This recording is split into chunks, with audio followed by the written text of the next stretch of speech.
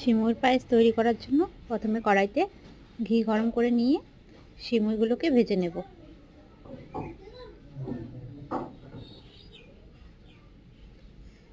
সিমুইগুলোকে লাল লাল করে ভেজে তুলে রেখেছি। এবার দুধকে জ্বালিয়ে অর্ধেকটা করে নেব। এখানে 3 লিটার দুধ আছে, এর জন্য 3 মুষ্টি আমি সিমুই নিয়ে নিয়েছি। 3 লিটার দুধকে জ্বালিয়ে হাফ করে নিয়েছি। এবার সিমুইগুলোকে দিয়ে আরও কিছুক্ষণ জাল করে নেব যাতে সিমুইগুলি নরম হয়ে যায়। দেখুন সিমুইগুলি সিদ্ধ হয়ে গেছে। এবার মিষ্টির জন্য চিনি দিয়ে দিলাম। এবার কিছুক্ষণ নাড়াচাড়া করে নামিয়ে নিলেই রেডি সিমুইয়ের পায়েস।